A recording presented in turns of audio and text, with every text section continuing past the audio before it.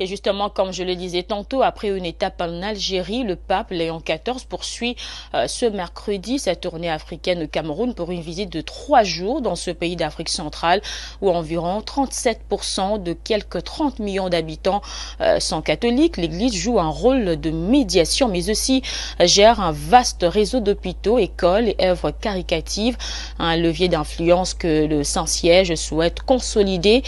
Pour l'abbé Chrysostome Issoungo, prêtre de l'archidiocèse de Kinshasa, mais aussi préfet des études au collège Sainte-Famille de Njili, cette visite vient fortifier la foi chrétienne, encourager l'église locale, et la présence du pape rappelle un message de paix.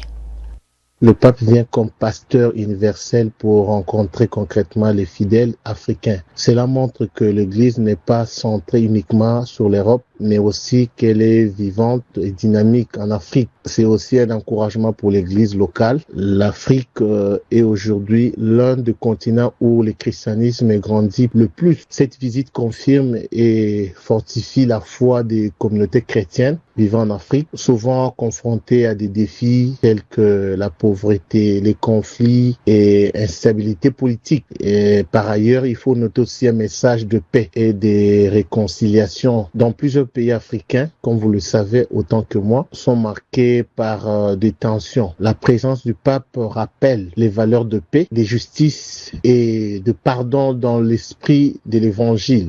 Pour dire mieux, c'est aussi une marque de reconnaissance de la vitalité africaine. C'est aussi une manière de reconnaître que l'Afrique joue un rôle prépondérant dans l'avenir de l'Église universelle. Un choix symbolique et fort. Choisir l'Afrique, c'est tourner vers le périphérie, pour reprendre l'expression du pape François. Aller vers ceux qui sont parfois oubliés sur la scène internationale. Inattention aux réalités humaines, l'Afrique est confrontée à des enjeux majeurs. La jeunesse, la pauvreté, l'émigration, ressources naturelles et consorts. Ces choix signifient que l'Église veut être présente là où les défis humains sont plus urgents.